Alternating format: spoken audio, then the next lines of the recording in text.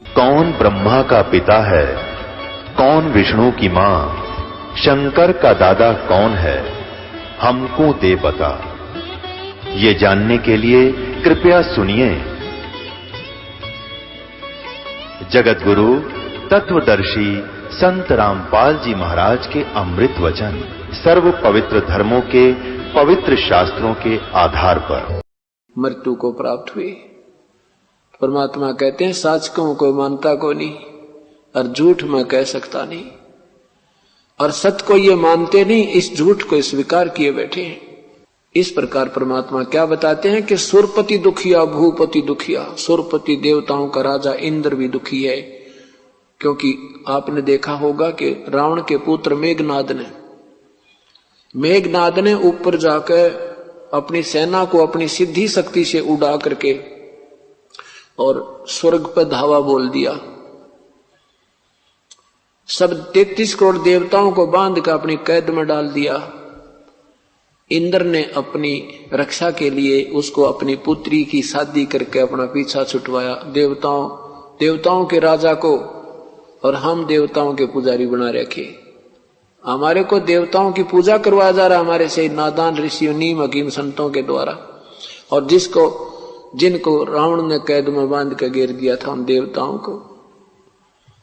अब ये बातें विचार करने से निष्कर्ष निकलेगा। अब बुद्धिजीवी समाज है, इस पर विचार करेंगे वो परमात्मा कौन है जिसकी हमें युगों से तड़प है, और वो नहीं मिलेगा तब तक हमें कहीं सुख नहीं है।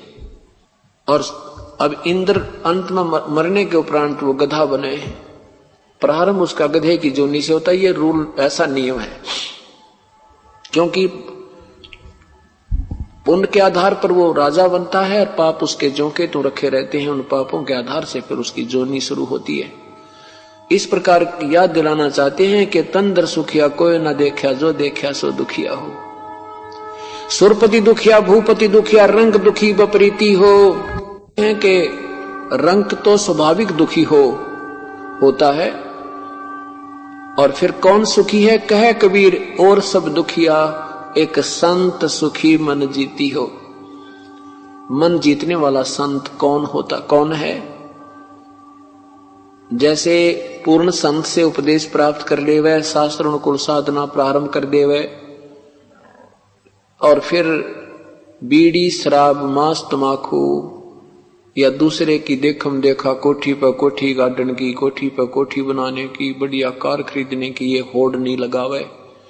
किसी ने कन्या की शादी की है और उसने 1 लाख रुपया लगा दिया तो वह रीस नहीं करे, गुरुदेव के वचनों पर चला कि भी हमने दहेज नहीं देना।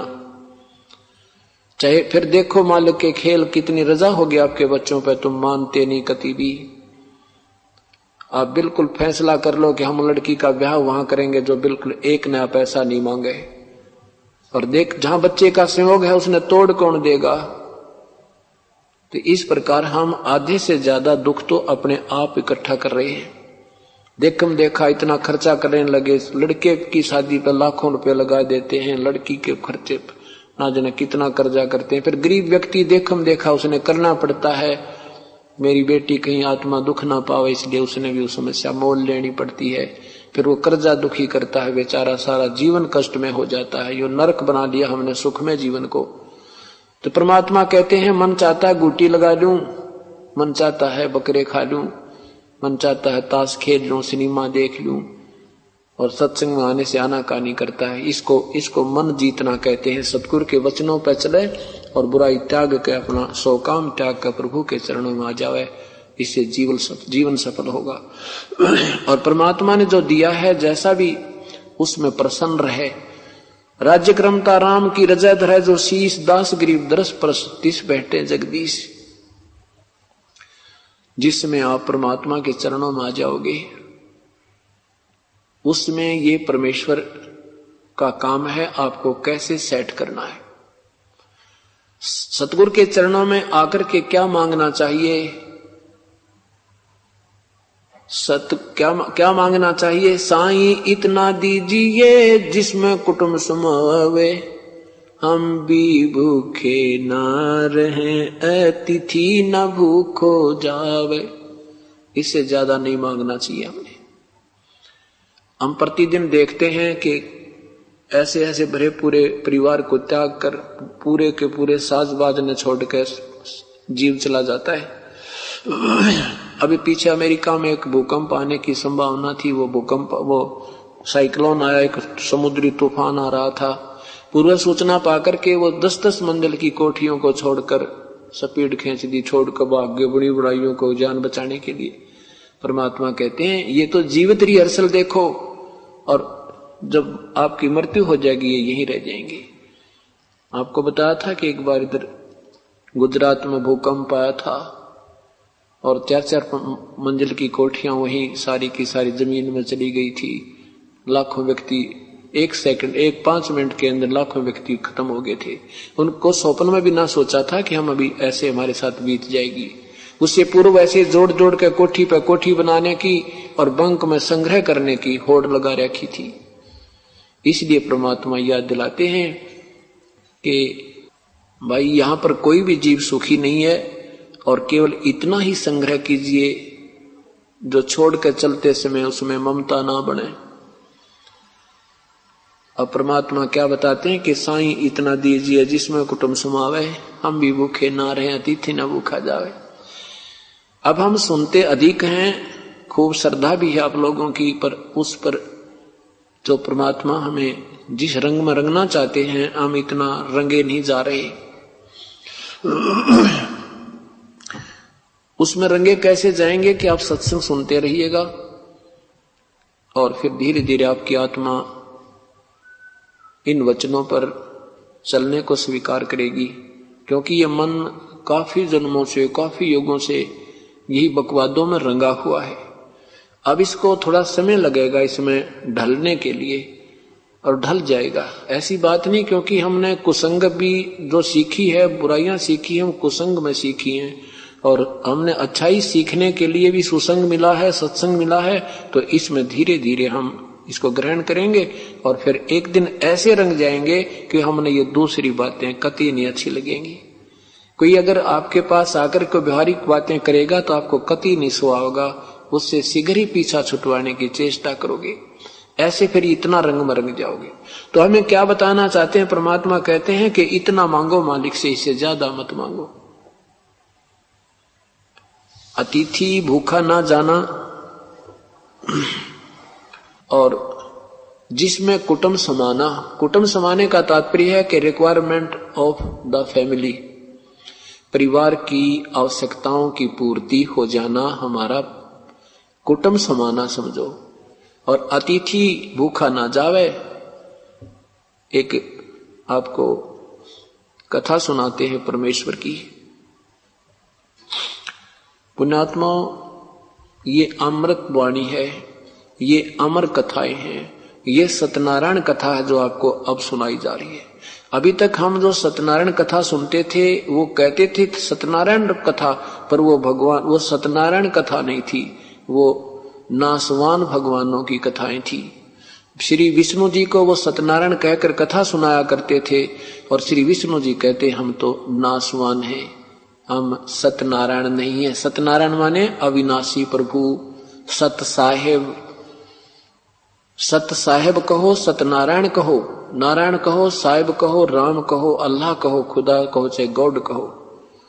और सत्य माने अविनाशी, नारायण माने प्रभु। हम सत साहिब कहते हैं। अब हमें सत्य साहेब मिला है और सत्यनारायण कथा अब प्रारंभ हुई है। अब जितनी बार भी इन कथाओं को सुनोगे आपको उतनी ही बार ये खुराक मिलेगी आत्मा को, आपका पुण्य बढ़ेगा। क्योंकि कथाओं के सुनने से भी लाभ होता है, कथाओं के सुनने से भी लाभ होता है। अब एक आधी बार हम कहते हैं कि इन कथाओं से कोई लाभ नहीं है, गीता जी के पाठ से कोई लाभ नहीं है, ये व्यर्थ जीवन बर्बाद करने वाली बात है। अब उस समय जब हम ऐसा बोलते हैं, हमारा दृष्टिकोण कहने का कुछ और होता है। लेकिन ये पाठ और कथाएं बिल्कुल व्यर्थ नहीं है। ये एक यज्ञ होता है, एक ज्ञान यज्ञ होता है, एक धर्म यज्ञ होता है, एक हवन यज्ञ होता है, एक परिणाम यज्ञ होता है, एक ध्यान यज्ञ होता है। हमने ये पांचों यज्ञ करनी पड़ती है, करनी चाहिए। जैसे खेत में बीज दिया, उसमें खाद पानी नहीं डाला, बीज तो ये नाम है और खाद पानी समझो ये यज्ञ है। तो खाद पानी डालने का तभी फायदा है, तभी लाभ है जिस समय हम बीज चुके हों। और बीज बीजा नहीं और खाद पानी डालते रहे तो वो वस्तु नहीं बनेगी और झाड़ जंखाड़ कोई और उपलब्धि हो सकती है, वो आवश्यक नहीं। एक दृष्टिकोण से हम कहते हैं व्यर्थ है जो गीता आदि का पाठ करते हो या कथा सुनते हो, ये व्यर्थ है। और एक तरफ से कहते हैं कि ये लाभदायक है। ऐसे ये लाभदायक है और ऐसे हानिकारक है। अब जैसे ये कथाएं सुनाई जाती थी, ये कैसे प्रारंभ हुई कथाएं सुनाना? ये कथाएं सुनाना प्रारंभ न्यों हुई कि इनसे लाभ होता था। और जैसे फिर इन अनजान लोगों ने ये कथा सुनानी कर दी शुरू, और वो वास्तविक विधि वो मंत्र इनके पास था नहीं। मीठी मीठी बात बना के बढ़िया बढ़िया कथा सुना के कभी रोवे कभी गावे और कथा सुनावे। आत्मा ने तो अपने परमात्मा की वाणी अच्छी लगेगी। तो इस करके उन लोगों की प्रभुता बन गई। बहुत बढ़िया सुरीली आवाज से गाता है, क्या बात की, ऐसी कथा वाचक हमने देखा ही नहीं। उसके नंबर बन गए और वो हिट हो गया और दुनिया उससे कथाएं कराने लगी और पूरी आत्मा अपना जीवन व्यर्थ करने लगी। अब जैसे ये नीम हकीम का काम है, आपको भयंकर बीमारी है और ग्लूकोज चढ़ा दी डॉक्टर ने और ट्रीटमेंट किया कोई ना, दवाई दी नहीं, ग्लूकोज ठोके गया। वो कितनी देर चलेगी ग्लूकोज से कितने समय तक प्रोटेक्शन शरीर का हो सकता है। तो ये जो कथाएं हैं ये समझो ग्लूकोज है, और साथ में ये अन्य जो नाम दिया जाता है ये इसका वास्तविक ट्रीटमेंट है। तो ये कैसे हो गया कि इन लोगों ने मीठी मीठी बात बनानी शुरू कर दी। भोली आत्मा आज मारे आइए, अब के जी हमारे कथा करना, तू उसका एड्रेस नोट कर लेते, उससे जाकर मिलते, जी हमारे गांव में भी कथा करियो, हमारे शहर में भी करना। उस नादान की उस मीठी बात बनाते या कथा करके उसकी महिमा बन गई और दोनों नरक के भागी। अब ये इसलिए बातें बनी, ऐसे ये कथाएं भी न्यू प्रचलित होगी। एक गांव में एक कथा कर रहा था एक ब्राह्मण, उसने 30 दिन की कथा रख दी। 30 दिन, क्योंकि सोचा रोजाना के 10 रुपए आएंगे जो भी 300 रुपए बन जाएंगे चांदी के, लालच लोभ के अंदर। अब उस गांव में श्रोता आते रहे, कथा चलती रही। उस गांव में कुछ 2-4 निकम्मे भी थे। उन्होंने देखा ये ब्राह्मण जो है वही यहाँ गांव में जो है ढोंग कर रहा है, और उन्होंने जिस दिन उसकी कथा का भोग पड़ना था उसी दिन दिल्ली से एक नाचने गाने वाली लड़की बुला ली। जैसे जिस दिन भोग पड़ा उसी दिन उसका रात ने सांग करवा दिया लड़की का। अब उस पंडित जी की पूरे 30 दिन की कथा में तो 30 रुपए आए, और वो चंपाकली नाम की लड़की वो डांस करने वाली आई थी, उसको 500 रुपए एक ही रात में 500 रुपए जो है ना डोनेट हो गए, उस पर प्राप्त हुए। अब पंडित जी सुबह लेकर 30 रुपए चल पड़ा 30 दिन की मेहनत को। चलता चलता कहां पहुंचा? छुडानी गांव में, जहां आदरणीय गरीबदास जी रहते थे जो परमात्मा की प्यारी आत्मा थी। वहां पहुंच गए, प्रणाम किया, बैठ गए। आदरणीय गरीबदास साहब ने पूछा, क्या और जी ठीक हो? विप्रवर आज कहां से आए, कहां जा रहे हो? तो क्या उनका मनीराम नाम था ब्राह्मण जी का, मनीराम ब्राह्मण। कहने लगा, महाराज जी के बताऊं, दुनिया का नाश जाने वाला है, दुनिया तो कति बेकार होली, बस पूछो मत। कलयुग का तो घोर प्रारंभ हो चुका है, कोई इंसानियत रही नहीं। अन्यूना बताओ बात के बिगड़ रही है। काफी देर होगी, अन्य शिष्य भी बैठे थे, बुरा सा मुंह करे लटक बैठा था। खाने को कहा, जी बस कुछ नहीं खाया जाता। तो शिष्यों ने पूछा, 2-4 भक्त बैठे थे, सदगुरु क्या बात होगी, ब्राह्मण इतना बूंदा सा मुंह क्यों कर रखा है, ये क्या किस प्रकार मुंह लटकाए बैठे हैं, क्या परेशानी है विपर को? और विपर जी न्यूना बताओ या बात कैसे बिगड़ी है। क्योंकि परमात्मा ने उस अंतर्यामी थे वो भगवान आदरणीय गरीबदास साहिब जी, उसके सारी कहानी जान के क्या बताया, फूटी ज्ञान विवेक की भाई अंधा है जगदीश, चंपाकली को 500 और मनी राम को 30। झगड़ा ये है इनका, ये दुख है इस ब्राह्मण को कि उसकी पैरेलल जो सांग हो रहा था उसमें तो 500 रुपये आगे और मनी राम जी को 30 दिन में 30 रुपये मिले, इसलिए ये दुखी हो रहा है। अब नू देखे वो विश्व ने क्यों कैसे बेरा पटा, पहले जैसा कोई प्रचार प्रसार का साधन भी नहीं था, इतनी मैं तो सीधा ही आ रहा हूं, चरणों में पड़ गया।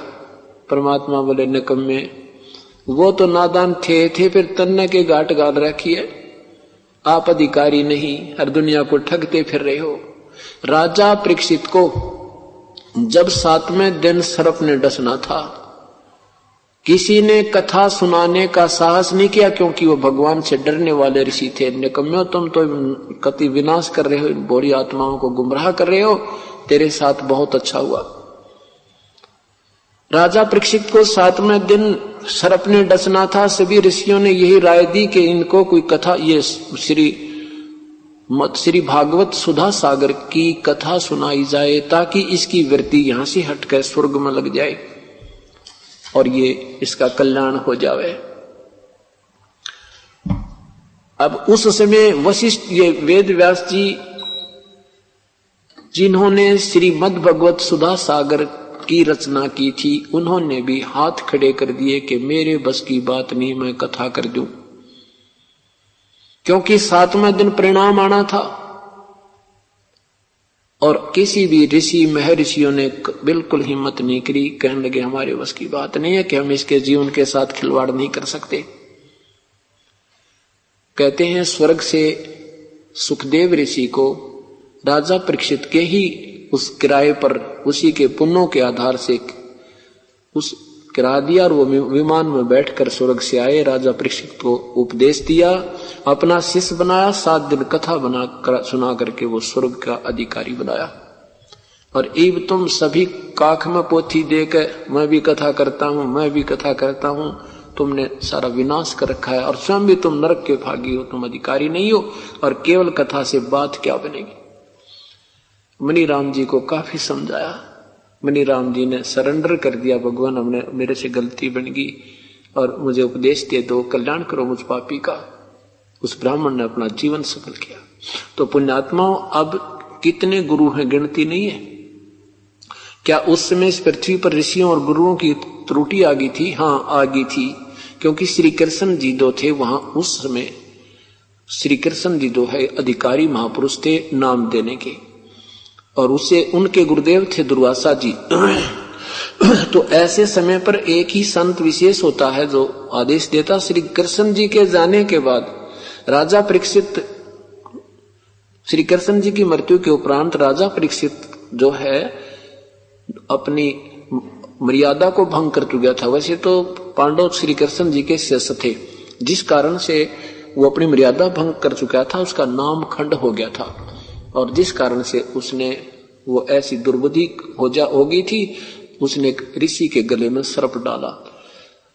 उसके बाद फिर उसको रिउपदेश दिया गया और कल्याण हुआ। कहने का भाव दास का ये है कि ये जो तत्व ज्ञान से परिचित सब संसार हो जाएगा, फिर ये नकली संत छुपते फिरा करेंगे। अभी हमें नहीं पता कौन अधिकारी है कौन ना अधिकारी।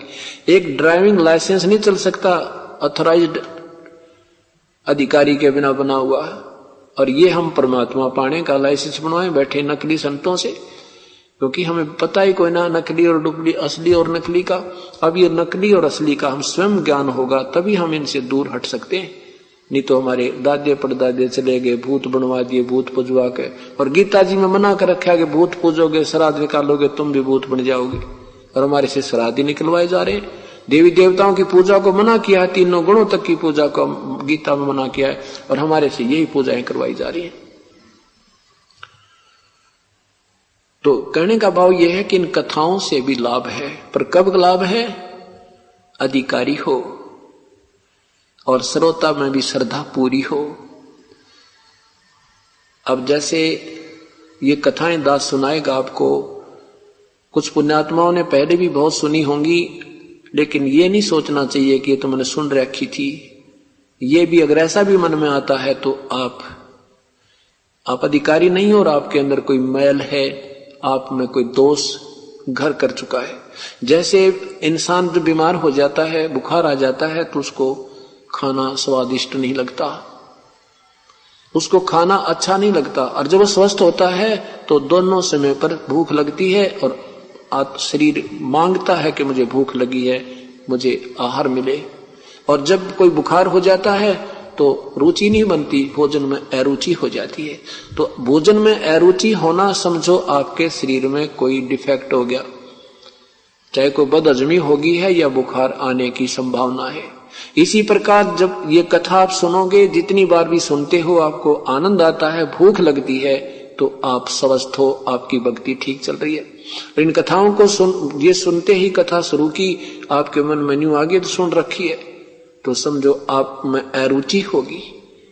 और उस अरुचि का कारण क्या है कि आप में कोई दोष है, आप में कोई मैल आ गया है, आपका कोई भयंकर संस्कार आपके साथ है। उसका ट्रीटमेंट क्या है कि न चाहते हुए भी कैप्सूल खाए जाते हैं, गोलियां खाई जाती हैं। इस प्रकार इन कथाओं को ना चाहते हुए भी सुनना चाहिए, और फिर थोड़ी सी देर के बाद फिर आपको अपा आनंद आने लग जाएगा। तो इस प्रकार इस दृष्टिकोण से आप प्रभु की कथा सुनोगे तो उसे लाभ होगा, और विशेष कसक के साथ कति पवित्र हृदय से सुनो। और बीच में जब सुनते समय मन में जो कांट छांट आती है, ऐसा नहीं हो सकता, वैसा नहीं हो सकता, ये भी मैल निकल रहा है, निकलते रहना चाहिए, सत्संग सुनते रहना चाहिए, फिर अब पे सेट हो जाएगा। आपको सुनाएंगे कि साईं इतना दीजिए जिसमें कुटुंब समावे, हम भी भूखे ना रहे, अतिथि ना भूखा जावे। आपने दिन में सुना था, तुम साहिब तुम संत हो, तुम सतगुरु तुम हंस, गरीबदास तेरे रूप बिना और न दूजा अंसे। आदरणीय रामानंद जी क्या कहा कि तुम साहिब तुम परमात्मा हो, तुम सतगुरु तुम साहिब तुम संत हो। कबीर साहिब को बताया कि हे परमात्मा, जिसको हम संत कह सकते हैं वो भी भूमिका आप ही कर रहे हो, और परमात्मा तो आप हो ही हो। तुम साहिब तुम संत हो, तुम सतगुरु, सतगुरु माने सच्चा ज्ञान देने वाले भी पृथ्वी पर आप ही हो। हंस माने सही भक्त जो होना चाहिए, जो भक्त के गुण होने चाहिए, शील स्वभाव, कोई बात कहे उसकी काली ना माने, चाहे बुरा कहे चाहे कोई भला कहे। और परमात्मा ने यह दिखाया कि ऐसे जैसे मेरे से गरीब कोई नहीं हो सकता, मेरे से दारिद्र कोई नहीं हो सकता।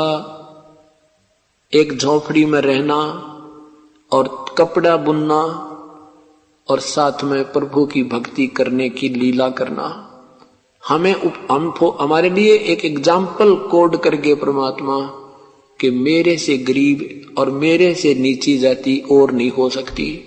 और जब मैं भी परमात्मा अर्थात अपनी भूमिका आप ही करी, आप ही भगत बने, आप ही भगवान बने, आप ही गुरु बने, आप ही सतगुरु बने, आप ही संत बने। तो कहते हैं कि ये मत सोचना कि कोई ज्यादा ही धनी ही पार होगा, या कोई ऊंची जाति वाला ही मुक्ति प्राप्त कर सकता है, या कोई जंगल में चले गए साधु ब्रह्मचारी रहकर वही पार होते हैं। ये सब भ्रमणा भटकना मिटा के हमें एक निर्णायक रास्ता देगे परमात्मा, एक बिल्कुल सीधी लाइन बता गई। परमात्मा कपड़ा बुनते थे, 2, 4, 10 दिन में जितना भी कपड़ा बुना जाता था उसको सेल कर देते थे। अपने परिवार पोषण के लिए जो मुंह बोले 2 बेटे थे, मुंह बोले माता पिता थे, उन दोनों उस परिवार के लिए जितना आहार की आवश्यकता थी उतना पैसा रख लेते थे, बाकी भंडारा साथ कर देते थे, कोई संग्रह संचन नहीं करते थे। आप सत्कर मानना, आपने यहां से निकलना है, 3 बातों को ऊपर अमल भी करना होगा, इन पद चिन्हों पर आपने कदम रखने होंगे, आपने इस माया से उल्टा हटना होगा। एक बार तो आप आओगे माया मांगण मेरे यहाँ भगवान के दरबार में, और कुछ दिनों में आपको इतना माया दे देगा, फिर ये ज्ञान आपको होगा, फिर आपसे माया रखी नहीं जाएगी, फिर आप ऐसे करोगे। और परमात्मा ने भी बताया है नौका में पानी बढ़े, नौका में पानी बढ़े और घर में बढ़ जाता में, दोनों हाथ उलझियो यही सियाणों काम। अगर नौका में समुद्र में दरिया में जा रहे हो और पानी अगर आने लग जा तो उसमें कोई सुराख हो गया है, यही समझदारी है कि उसको फटाफट बाहर डालते रहो, नहीं तो वह नौका डूब जाएगी। इसी प्रकार जब घर में धन गणा हो गया तो आपको डबो देगी या माया, जीर्ण नहीं देगी जीवन को, जीव को। बहुत से प्रमाण हैं, जैसे भगवान ने जिसको निकाला उनसे ये माया का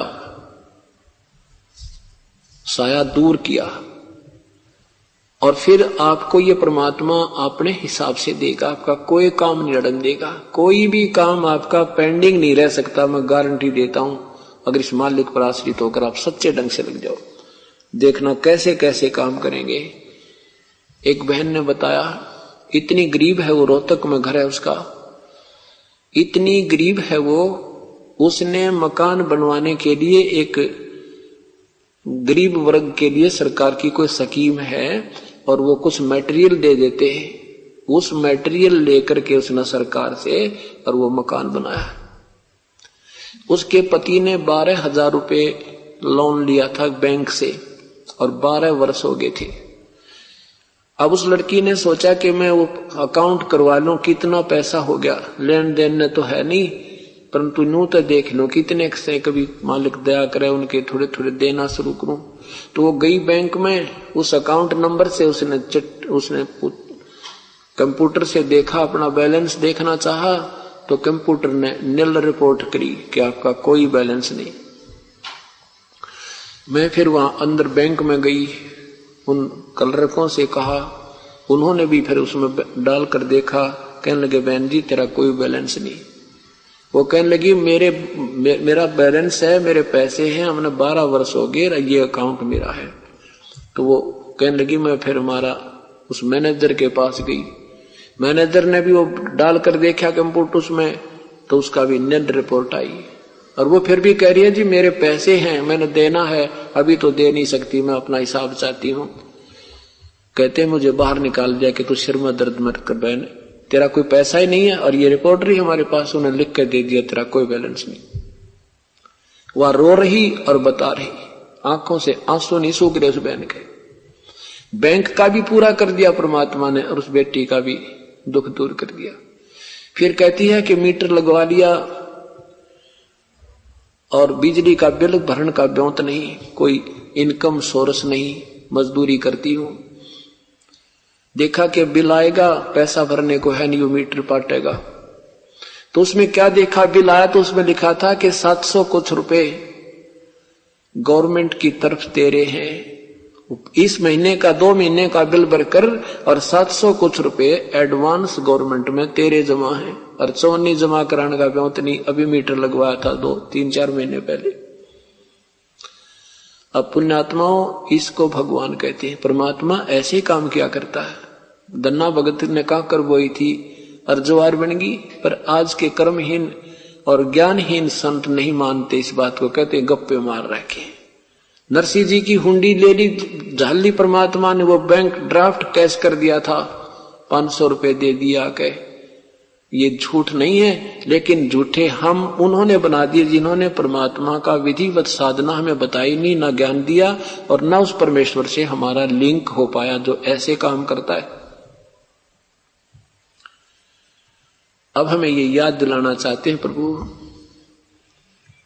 कि तुम मुझ पर विश्वास करना सीखो, तुम अविश्वास कर चुके हो, और जब तक मुझ पर विश्वास नहीं करोगे तो मैं मदद नहीं कर पाऊंगा, क्योंकि तुम उस योग्य नहीं हो सकते। कहे कबीर सुनो भी साधो, मैं तो हूं विश्वास में, पहले तो काल ने यो रोग काटा।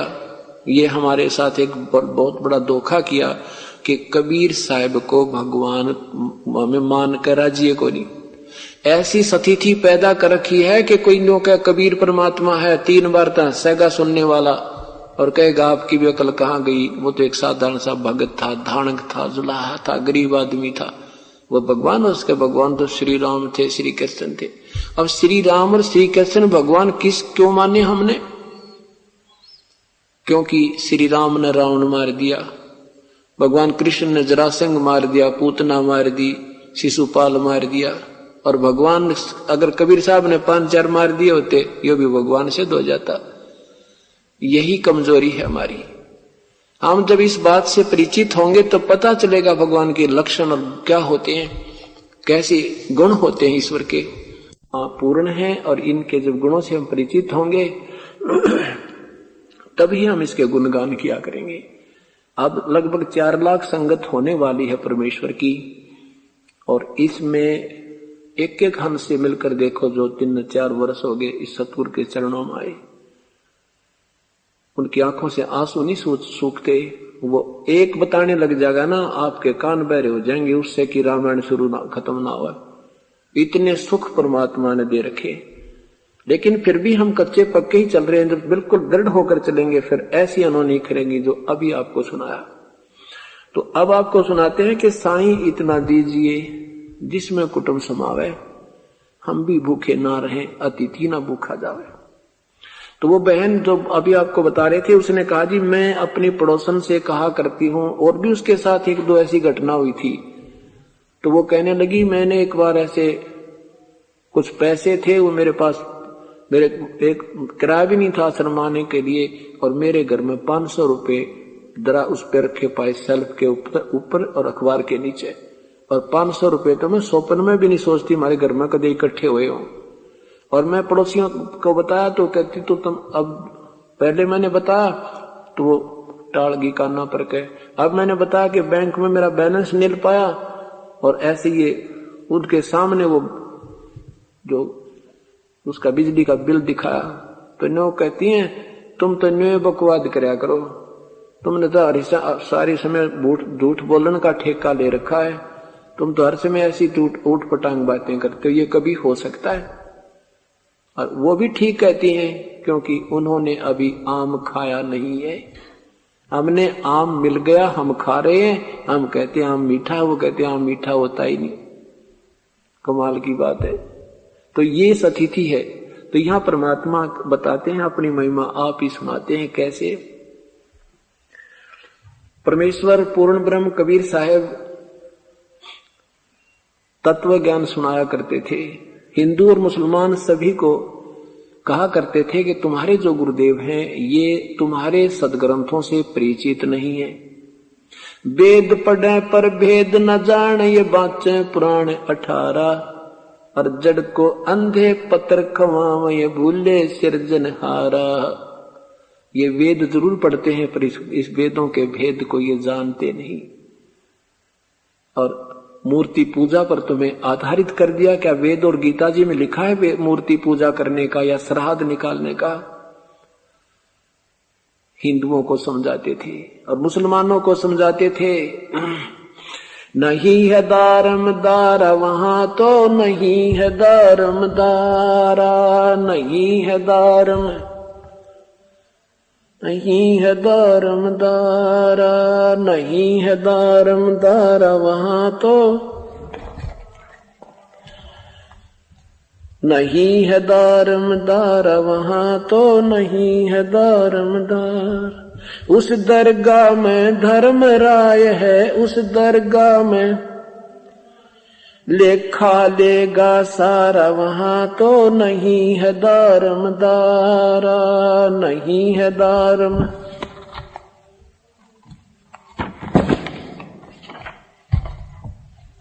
मुल्ला कूके बंग सुनावे, मुल्ला कूके बंग सुनावे, ना बैरा कर तारा, वहां तो नहीं है दारमदारा, नहीं है दारमदारा, वहां तो नहीं है दारमदारा। 300 रोजे खून करत हो, 300 रोजे खून करत हो, कैसे हो दीदारा, वहां तो नहीं है दारमदारा, नहीं है दारमदारा, वहां तो नहीं है। मूल गवाए चले हो काजी, मूल गवाए चले हो काजी, भर लिया घोर अंगारा, वहां तो नहीं है दारमदारा, नहीं है दारमदार वहाँ तो नहीं है दारमदार। भवजल डूब गए हो भाई, भवजल डूब गए हो भाई, वहाँ की जगह मुँह काला वहाँ तो नहीं है दारमदारा, नहीं है दारमदारा वहाँ तो नहीं है दारमदारा। वेद पढ़े पर भेद न जाने, वेद पढ़े पर जाने ये बाचे पुराण 18, वहाँ तो नहीं है दारमदारा, नहीं है दारमदारा वहाँ तो नहीं है दारम। जड़कू अंधरा पान खवावे, जड़कू अंधरा पान खवावे, भूल के सिरजनहारा वहाँ तो नहीं है दारमदारा, नहीं है दारम। उजड़ खेड़े बहुत बसाए, उजड़ खेड़े बहुत बसाए, ये बकरा जोटा मारा वहाँ तो नहीं है दारमदारा, नहीं है दारम। जाकू तो तुम मुक्ति कहते हो, जाकू तो तुम मुक्ति कहते हो, सो है कच्चे 12 वहाँ तो नहीं है दारमदारा, नहीं है दारम। मांस मछरिया खाते पांडे, मांस मछरिया खाते पांडे, किस विध रहे अचारा वहाँ तो नहीं है दारमदारा, नहीं है दारमदारा वहाँ तो।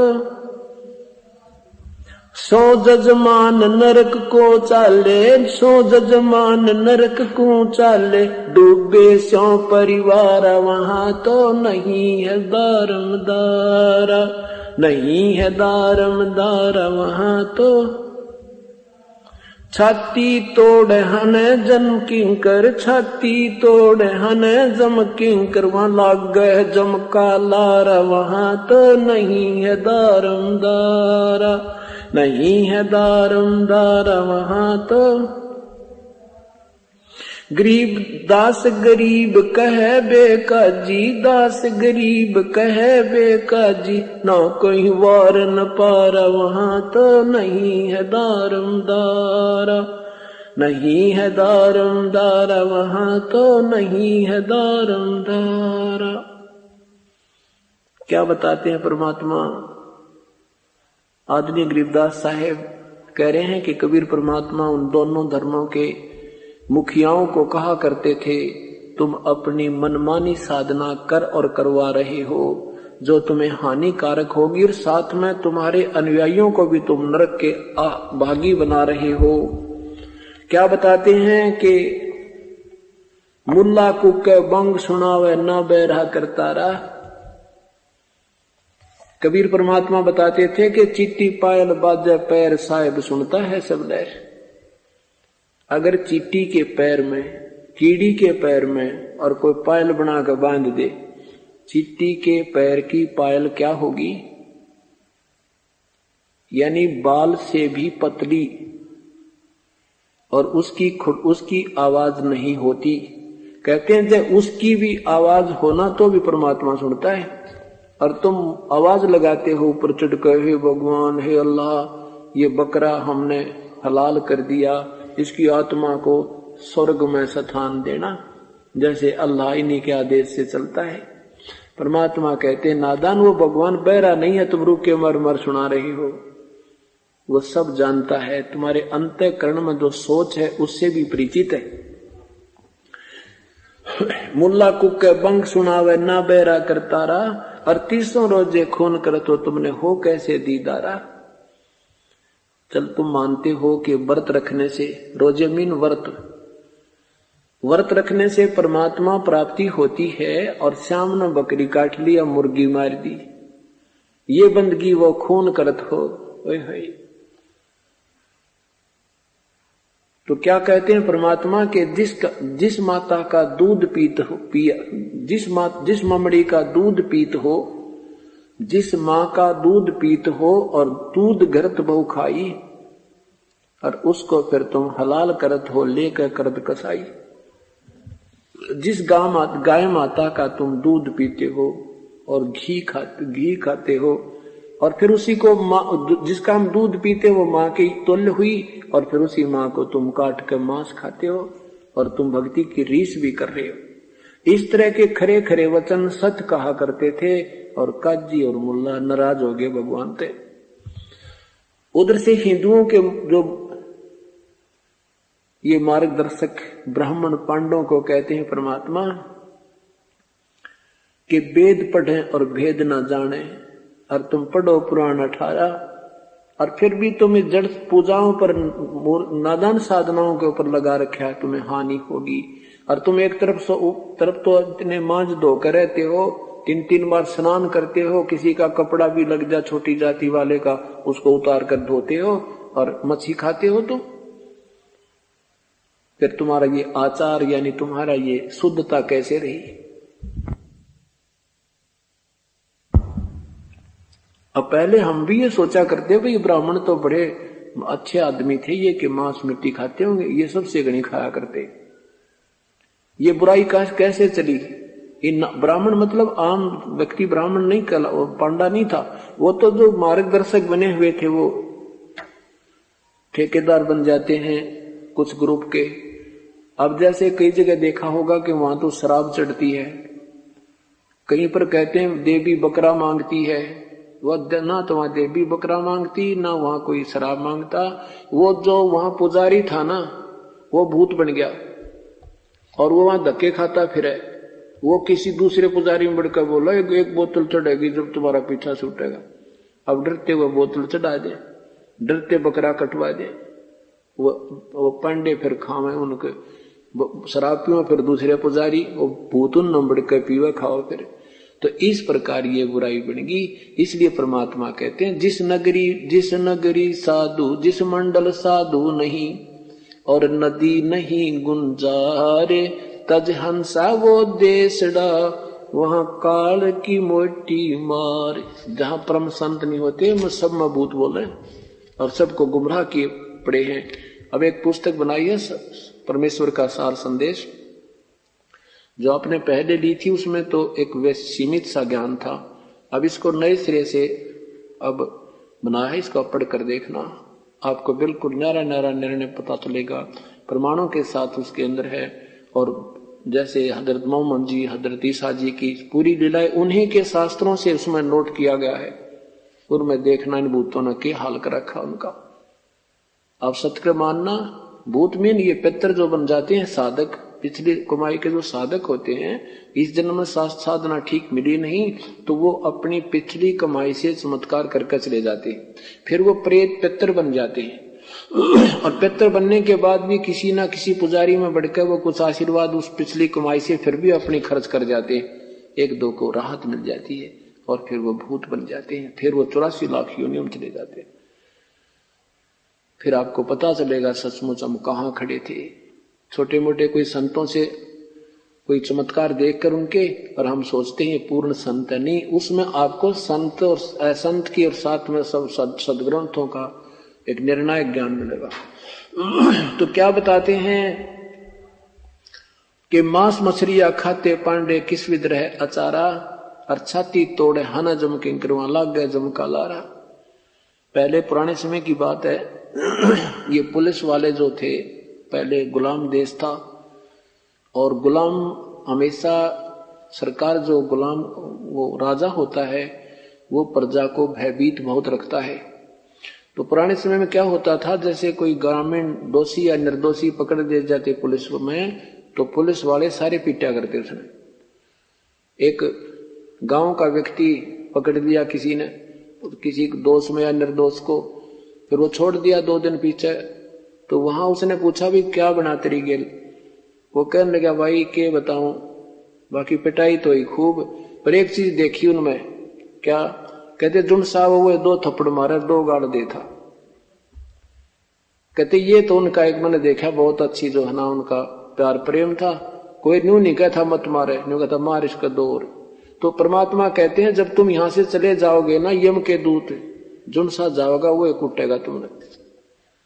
जो भी जिसके भी तुम मिल जाओगे दोषी, जो दोस्त उनके हवाले कर दिया, कहते वहां ऐसे ठोकेंगे तुम्हारे लठ, सीधे भाले ठोकेंगे। वो शरीर ऐसा है, उन हथियारों से मरता नहीं।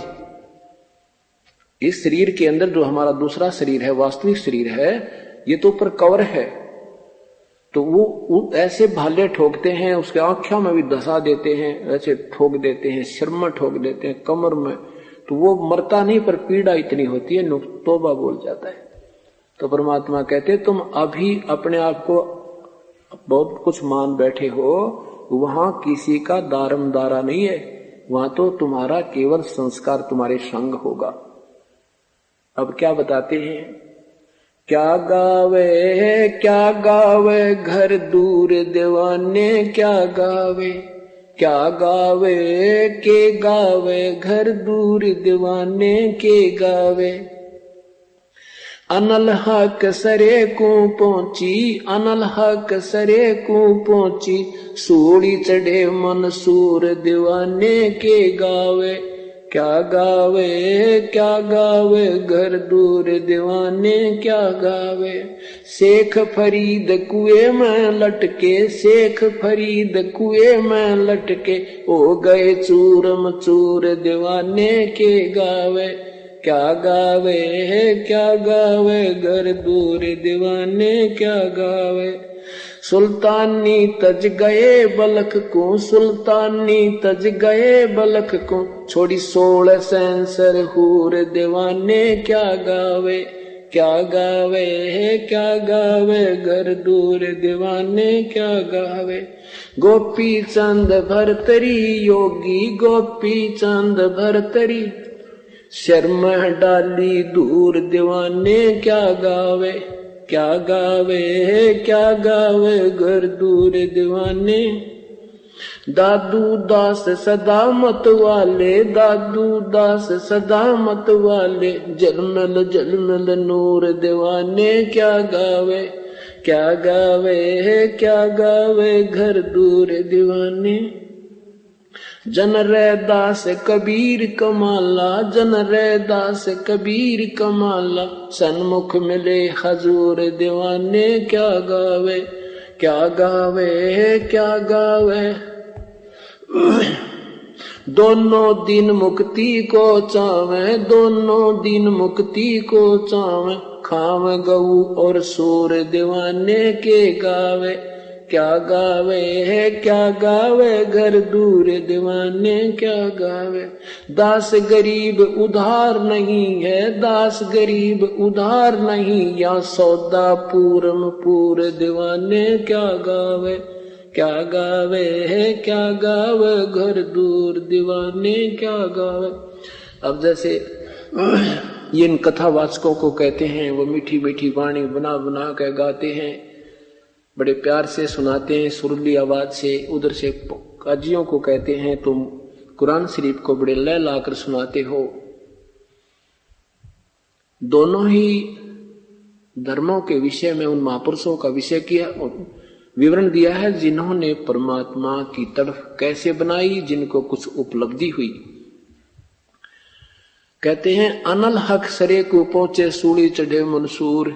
एक मंसूर नाम के मुसलमान भक्त आत्मा थी, उनको उसकी बहन थी सिमली को एक समस्तर वेद नाम के पूर्ण परमात्मा कबीर परमेश्वर के उपासक संत मिल गए। वो लड़की राजा का लड़का था, राजा की लड़की थी वो। सिमली और मंसूर दोनों बहन भाई थे। तो सिमली को उस संत के बातों पर बड़ा गहरा विश्वास, दृढ़ विश्वास हो गया और वो अपने संत जी के पास सत्संग सुनने जाने लगी। और शाम के समय वो अपने कई बार भगवान गुरुदेव के दर्शनार्थ आश्रम में शाम के समय में चली जाती थी। तो मंसूर जी को किसी ने कह दिया कि तेरी बहन जो है ऐसे गैर टाइम या आश्रमों में जाती है, और भैया अच्छी बात नहीं। मंसूर को अपनी बहन पर शंका हुई, तो उसने देखा कि आज पीछा करूंगा इसका। वो पीछे पीछे अपनी बहन के काफी दूरी से चलता चला गया। लड़की वहां पहुंची, गुरुदेव को दंडवत प्रणाम किया, और उसने ऐसे दीवार सी बनी हुई थी, दीवार के अंदर से सुराख थे, उनमें से ध्यान से देख रहा गतिविधि को। लड़की वहां पहुंची, प्रणाम किया, गुरुदेव का खाना बनाया, खाना खाया। खाना खा के लड़की गुरुदेव के पैर दबाने लगी। फिर ऐसे गुरुदेव ने ऐसे हाथ किया, आसमान से 2 प्याले आए, एक लड़की को दे दिया, एक स्वयं ग्रहण कर लिया, ले बेटा एक तू पी ले। अब लड़की की उस थोड़ा सा पिया था, लड़की की दृष्टि काम करने लगी। उसने देखा कि मेरा भाई जैसे मेरे पीछे आया है और वो खड़ा है।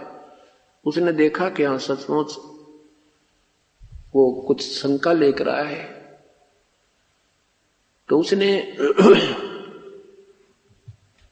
गुरुदेव से कहा कि गुरुदेव एक निकम्मी आत्मा खड़ा है, कहो तो उसको भी थोड़ी सी छींट लगा दूं, शायद उसका उद्धार हो जाए। कहा बेटा आप जिसको भी उचित समझो ये अपना हिस्सा दे सकते हो। आप कहते हैं उस लड़की ने धीरे धीरे आकर उसको देख रहा था, ये कोई कामवश आई होगी इधर, उसने क्या पता मुझे देख रही है, बहन ने देख लिया हूं। उस सुराग के अंदर से जैसे ऐसे देख रहा था, उसके आके उसने ऐसे वो प्याला अमृत का मारा, उसकी जीभ का लग गया थोड़ा सा, उसकी दिव्य दृष्टि खुल गई। उसको भी आभास हो गया अपनी बुराई का, चरणों में आके गिर गया, बहुत बुरी तरह गया। अब चरणों में पड़ के गुरुदेव से कहा कि हे ऋषिवर, मुझ पापी का उद्धार हो सकता, मैंने अपनी बहन पर शक किया, अविश्वास किया। परमात्मा उस संत ने कहा बेटा कोई बात नहीं, कहने सुनने से ना जाने किसके कान कच्चे हो जाते हैं, पर आप अच्छा हुआ अपना अपनी आंखों देख लिया, उपदेश ले बेटा, गुरुदेव मुझे मेरा कल्याण कर दो। उपदेश ले लिया, फिर ज्ञान सुनता रहा, इतना वैराग हो गया उसका कि अनल हक अनल हक अनल हक कहने लगा कि जैसे अनल हक का अर्थ होता है कि परमात्मा, जैसे वही परमात्मा की प्राप्ति हम कर सकते हैं, परमात्मा साकार है। जैसे अहम ब्रह्मास्मि ये प्रथम मंत्र दिया जाता है, जैसे हम आपको एक मंत्र देते हैं ओम के साथ दूसरा, तो उसने अर्थ क्या लगा लिया कि मैं ही परमात्मा हूं, अहम ब्रह्मास्मि सो अहम। तो ऐसे वो जाप करने लगा। तो उससे मुसलमान लोगों ने इस बात का एतराज कर दिया, उन मुल्ला और काजियों ने, कि इसने हमारे मजहब की मर्यादा को भंग कर दिया और इसको मना किया जाए, नहीं तो सब मुसलमान जो है ना ऐसे करने लग जाएंगे, ऐसे करने लग जाएंगे। ये हमारी सदग्रंथ में ऐसा मंत्र कोई जाप नहीं है। तो राजा को कंप्लेन हुई, राजा का लड़का था, उसको मना किया गया, नहीं माना, अनल हक करता रहा कि तू मत कह ये मंत्र मत जाप कर, हम जो कहें ऐसे जाप कर, तू ऐसा कलमा कर, ऐसे कर। वो कहने लग गया, उसने समझ में आ गई थी अनल हक अनल हक अनल हक। अनल हक का एक दूसरा अर्थ होता है सत साहेब, परमात्मा अविनाशी है, परमात्मा सशरीर है। इस तरह की उसका व्याख्याएं वो शुरू करने लगा। तो उसने अनल हक की रट लगा दी।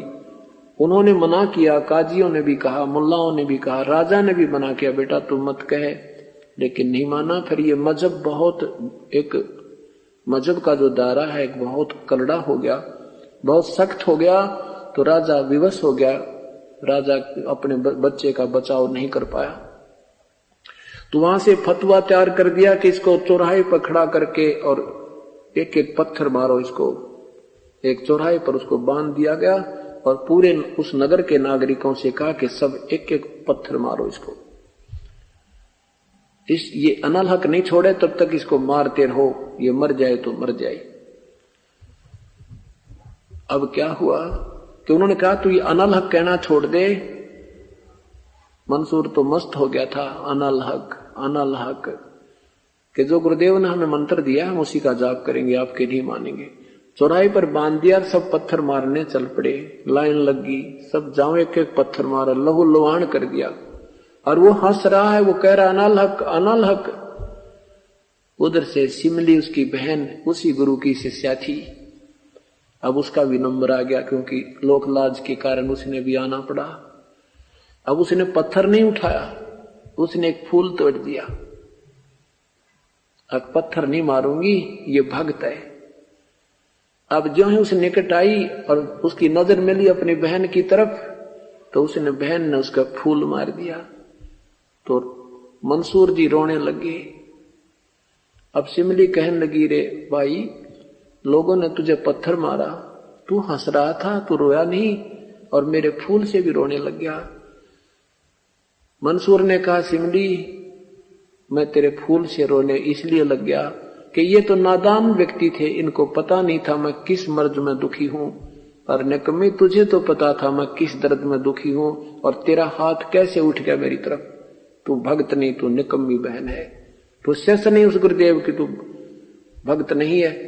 मैं इसलिए रो रहा हूं कि तेरा हाथ मेरी तरफ नहीं होना चाहिए था जब तू भगत थी गुरुदेव की।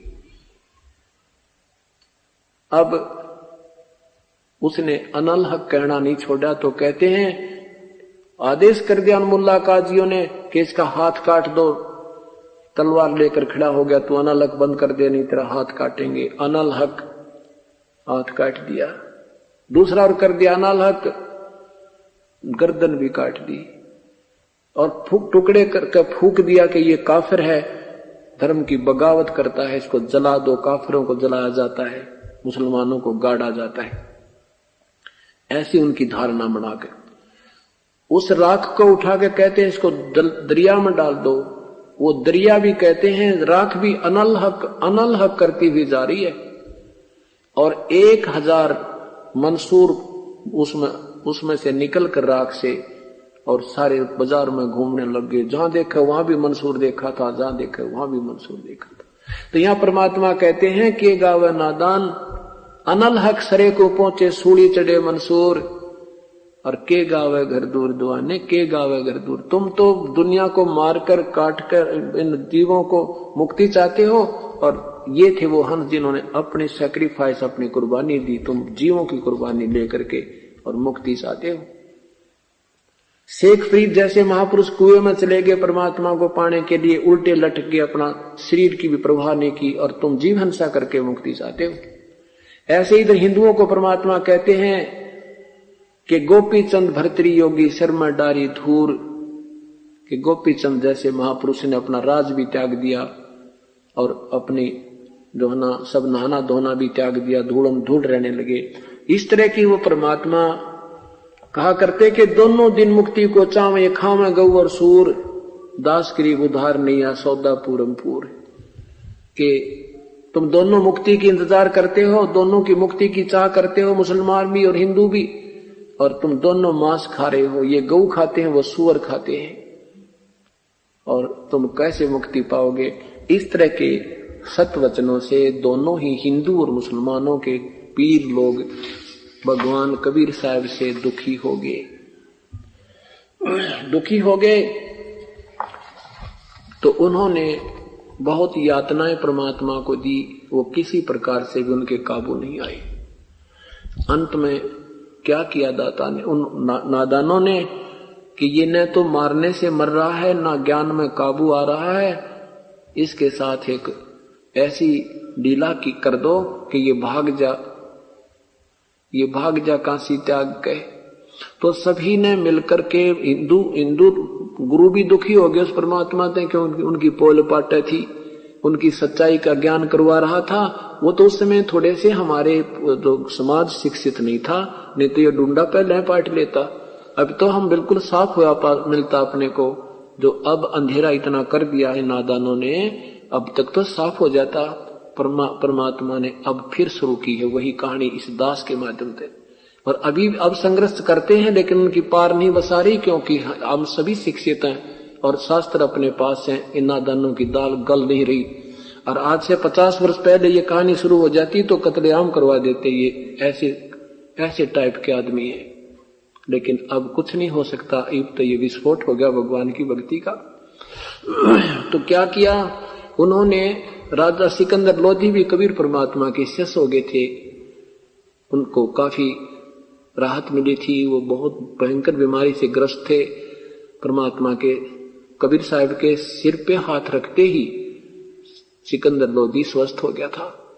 और भी काफी ऐसी लीलाएं की थी जो परमात्मा से वो प्रभावित था, और कबीर साहब का वो शिष्य हो गया था। मांस मच्छी खाना उसने बिल्कुल बंद कर दिया था।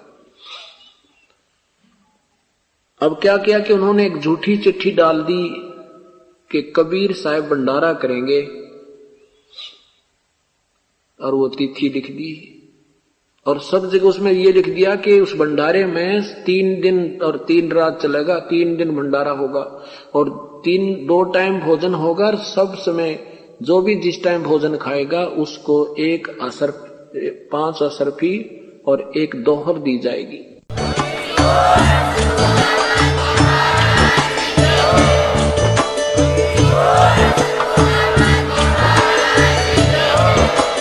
आप सुन रहे थे जगत गुरु तत्वदर्शी संत रामपाल जी महाराज जी के मंगल प्रवचन। अधिक जानकारी के लिए विजिट कीजिए हमारी वेबसाइट www.jagatgururampalji.org। संत रामपाल जी महाराज जी के शुभ आशीर्वाद से पूरे विश्व भर में 500 से भी ज्यादा नाम दीक्षा केंद्र हैं, जिन पर संत रामपाल जी महाराज जी द्वारा ऑनलाइन निशुल्क नाम दीक्षा दी जा रही है। अपने नजदीकी नाम दीक्षा केंद्र का पता करने के लिए संपर्क करें 8222880541।